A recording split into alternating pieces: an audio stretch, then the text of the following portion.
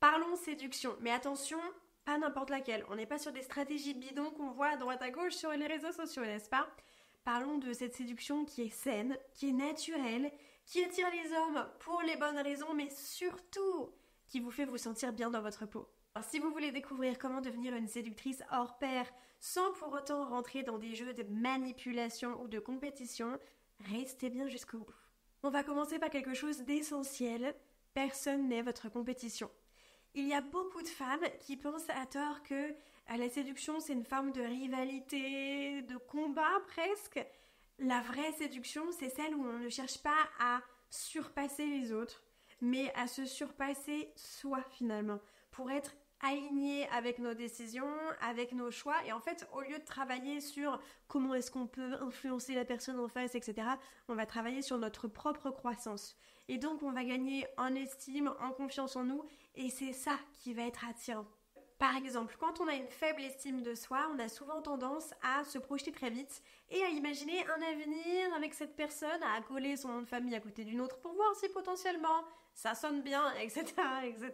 Mais en réalité, ça c'est très risqué. Pourquoi? Parce que vous allez montrer que vous êtes en demande, vous allez montrer que vous êtes attaché plus que nécessaire. Ça va se ressentir, ça va se voir et ça va être beaucoup moins attirant que si vous avez réellement confiance en vous. Si vous vous projetez trop, vous risquez de ne pas vivre dans le moment présent. A contrario, si vous choisissez de connaître la personne pour qui elle est ici et maintenant, sans vous faire des films et imaginer le date numéro 25 alors que c'est que le premier, eh bien, vous allez avoir une forme de détachement et vous allez vraiment faire preuve de discernement, analyser la personne et donc vous aurez potentiellement, s'il y a des signes rouges, plus de facilité à vous en défaire, à quitter le navire, n'est-ce pas?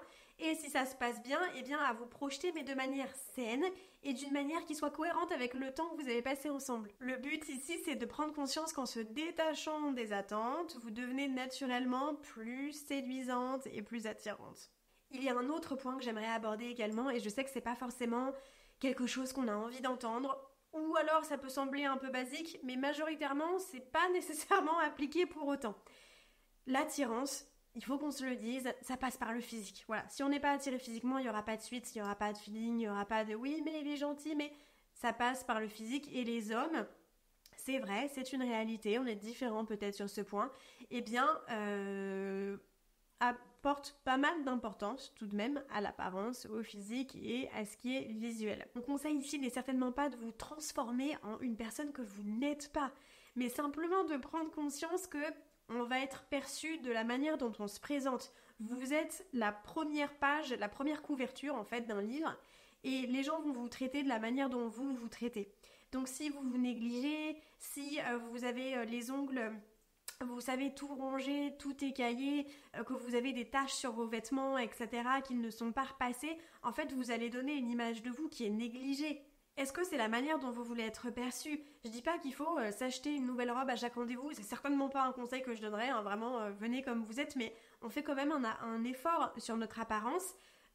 Et ici, on parle vraiment d'être propre, quoi, de sentir bon, d'avoir les cheveux propres, un minimum fait, d'avoir les ongles nickel, d'avoir des chaussures qui sont pas pleines de bouillasse, etc. C'est pas le jour de l'an, on va pas y aller sur notre 31, d'accord? Mais il faut quand même qu'on incarne ce qu'on recherche chez l'autre. Prenez du temps pour vous dans votre semaine, faites-vous des petits moments skincare où vous posez un masque sur vos visages, sur vos cheveux, où vous limez les ongles, où vous prenez votre pince à épiler, que sais-je. En fait, quand vous allez prendre soin de vous, vous allez irradier quelque chose qui est lumineux, parce que en vous regardant dans la glace, vous allez vous plaire. Et donc, vous allez augmenter votre estime de vous parce que la manière dont vous vous percevez, en fait, ça va se ressentir chez l'autre. Vous allez devenir plus lumineuse et en fait vous élevez le standard, vous incarnez le standard que vous avez envie de retrouver chez l'autre et si vous prenez soin de vous, vous allez fréquenter quelqu'un qui veut aussi prendre soin de vous et qui prend soin de lui. Par rapport aux vêtements, c'est pareil, je prends mon exemple, si je choisis des vêtements oversize, je vais juste avoir l'air d'un tapon, d'une boule, ok, ça ne me va pas. Donc je suis consciente de ce qui me va et ce qui ne me va pas et je n'achète que des choses qui me mettent en valeur. Mettez-vous en valeur, vous le faites pour vous sentir bien et en fait c'est ça qui va devenir attirant pour quelqu'un d'autre parce que vous allez vraiment illuminer la pièce de par votre belle estime de vous. Là on parlait de l'aspect extérieur, du physique, de l'apparence. Une chose qui est aussi très importante, voire plus importante, c'est l'intérieur. Est-ce que vous prenez soin de vous à l'intérieur? Est-ce que vous avez fait un coaching? Est-ce que vous avez travaillé justement sur vos blessures du passé? Est-ce que vous vous respectez? Est-ce que vous avez des limites? Parce que si vous êtes dans une période un peu down, où vous sentez que vos traumas... Parce que si vous êtes dans une période un peu down, un peu basse, où vous sentez que vous n'avez pas vraiment d'énergie, que vos blessures du passé refont surface, que vous avez du mal à travailler dessus, vous n'allez pas être disponible émotionnellement pour accueillir quelqu'un dans votre vie. Ça va se ressentir, ce sera pas attirant pour l'autre parce que la personne en face, quand on fait des dates, n'a pas envie d'être notre psy. Et c'est tout à fait normal. Et j'entends parfois des personnes qui disent « Ah mais je lui ai parlé de mes difficultés pour voir si en gros il avait les épaules pour au deuxième date ». Bravo, on a juste montré qu'on n'était pas disponible émotionnellement et qu'on n'était pas prête en fait pour vivre une relation équilibrée parce que soi-même, émotionnellement, on n'a pas encore cette stabilité. On n'est pas encore équilibré. Et donc exiger de quelqu'un d'autre ce qu'on n'arrive pas soi-même à incarner, on voit que là c'est pas très cohérent en fait. Il y a une dissonance entre ce qu'on incarne et ce qu'on exige. C'est pas grave du tout, ça veut pas dire qu'on n'est pas capable, ça veut pas dire qu'on ne mérite pas l'amour ou quelque chose de beau, ça veut juste dire que c'est peut-être le moment, l'opportunité de se ressaisir, de se concentrer sur soi et vraiment d'investir en soi. Si aujourd'hui vous ressentez que vous avez envie d'investir en vous, vous avez vraiment envie de devenir the one avant d'attirer the one, je serais ravie de vous accompagner en coaching, vraiment de faire un travail ensemble approfondi sur quelques mois pour qu'ensuite quelque part, vous puissiez mettre ça de côté, que vous puissiez évoluer, que vous soyez bien dans vos baskets intérieurement pour irradier justement, devenir plus attirante et attirer des personnes qui sont saines, qui sont équilibrées, qui sont bien dans leurs bottes. Parce qu'aujourd'hui, si jusqu'à présent vous avez vécu des relations qui n'étaient pas très épanouissantes, avec beaucoup de schémas, avec de l'auto-sabotage, etc., c'est qu'il y a un petit travail à faire. Encore une fois, c'est pas grave, mais le problème c'est que tant qu'on change pas et tant qu'on n'investit pas en soi, il n'y aura pas de changement, quoi, il n'y a pas de secret, c'est pas de la magie. Moi, c'est vrai que les techniques de manipulation, moi je te suis, toutes les stratégies, j'aime pas ça. Je pars du principe que si on veut une relation saine, il faut être dans une démarche saine. Donc, je vous apprendrai pas des trucs bizarres et des stratégies, mais vraiment une méthodologie saine pour miser en soi afin d'avoir un résultat extérieur qui soit positif. Si ça vous intéresse, je vous laisse cliquer sur le lien dans la description juste en dessous. Si ça a marché pour moi et si ça a marché pour les centaines de femmes que j'ai accompagnées, il n'y a pas de raison que ça marche pas pour vous. Après, c'est vrai qu'il faut appliquer, c'est sûr, il n'y a pas de secret. Mais vous avez tout ça entre les mains. J'ai hâte de vous retrouver de l'autre côté. Pour résumer jusqu'à présent, vous n'êtes en compétition avec personne, si ce n'est vous-même, ok, votre ancienne version de vous et votre future version de vous. Vous ne vous projetez pas trop vite et vous prenez soin de vous autant à l'extérieur qu'à l'intérieur. Le 5e point que j'aimerais aborder avec vous, c'est le fait d'arrêter de courir derrière les gens, quoi. Ce n'est pas attirant. En fait, si vous avez une mentalité de pénurie, plutôt que d'adopter une mentalité d'abondance, encore une fois, ça va se ressentir. Quelqu'un qui est dans le besoin, qui se montre toujours hyper disponible, qui n'a pas de limite, qui dit oui à tout, qui est tout le temps en train d'envoyer 15 000 messages parce qu'elle se dit « mais si j'en envoie pas, peut-être qu'il va m'oublier et peut-être qu'il va parler à une autre. » Et ça se ressent. Qu'est-ce qui vous fait si peur que la personne soit pas intéressée ? Mais si elle n'est pas intéressée, elle n'est pas intéressée. Mais le fait de courir derrière quelqu'un, ça va pas vous amener quelque chose de beau. Enfin, je veux dire, ça va juste l'éloigner plus qu'autre chose. Est-ce qu'en amont, vous avez pris le temps d'analyser cette personne avant de le courir derrière ? Enfin, avant d'être sûr qu'elle vous plaise, qu'elle soit intéressante, qu'elle en vaille la peine, tout simplement. Et même si vous lui courez derrière, admettons que ce soit ce que vous ayez fait, et on se comprend pas au sens littéral du terme, mais c'est ce que vous avez fait par le passé, vous avez laissé 1000 et une chances, vous n'avez pas voulu lâcher prise parce que vous vous êtes dit « Oh, je veux aller jusqu'au bout, vraiment, pour être sûr. J'ai vu les signes déjà 5 ou 6 fois, je vais attendre de le voir une 15e fois. » Mais non, non. Admettons, vous utilisez cette stratégie et que ça marche. Qu'est-ce que vous allez vous dire ? Vraiment, il n'était pas très intéressé, pas très investi, pas très engagé, mais bon, j'ai fait des pieds et des mains et du coup, ça a fonctionné, on se voit. Ah, super. Est-ce que vraiment, est-ce que c'est le reflet de la confiance en soi, ça ? Non. Un petit tips, un petit conseil. Imaginez quelqu'un, une femme que vous admirez, qui a confiance en elle, etc. Quelqu'un qui a une relation saine. Et dites-vous, et ça parfois mes coachés me le disent, elles me disent, j'imagine que t'es un tout petit bonhomme, un peu comme le petit cricket dans Pinocchio, etc. Je crois que c'est ça. J'imagine que tu es à côté de moi et j'imagine le conseil que tu me donnerais si tu voyais ce que j'étais en train de faire ou de prendre comme décision. Si tu serais pas très fière, je le fais pas, même si je dois le faire à contre-cœur, etc., que je dois m'écouter finalement et que je ne dois pas prendre cette décision Même si j'en ai envie, même si les émotions prennent le dessus, si je sais que tu me le conseilles pas, je le fais pas. Et si au contraire, je sais que tu vas approuver, que tu vas me féliciter, eh bien là, je le fais.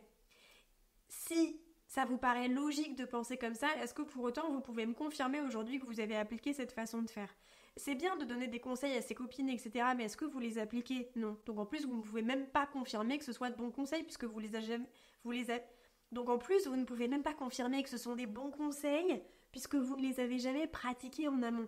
Donc là encore, il y a une dissonance entre ce qu'on fait et ce qu'on dit.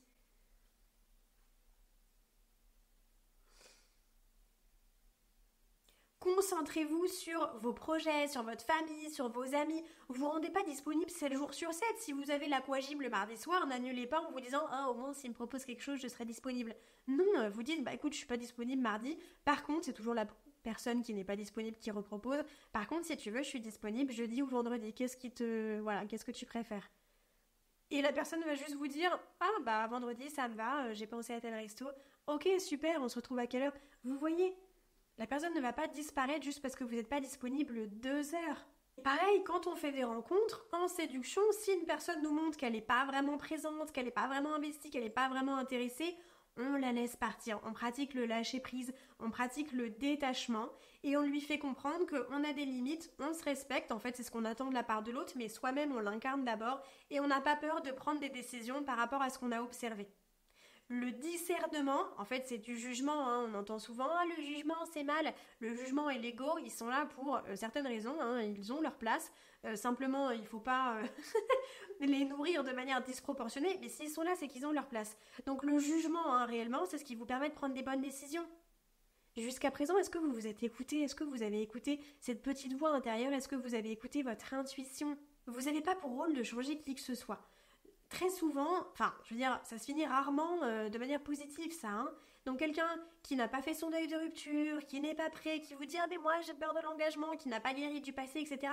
Bye bye, laissez-le à la porte. Et ça, c'est ce qui fait de vous quelqu'un d'attirant.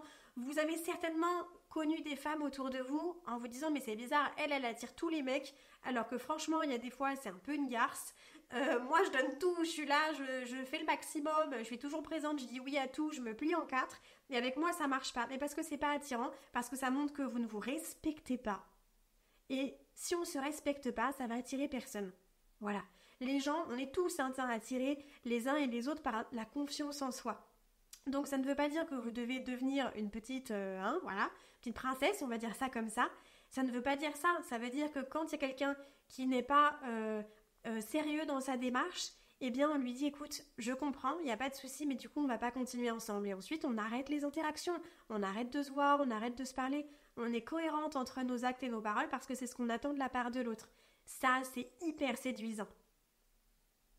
Et surtout, ça montre à l'autre la manière dont il doit vous traiter. Parce que qu'il soit là ou pas, vos limites, elles sont là. Et vous, vous traitez de cette manière.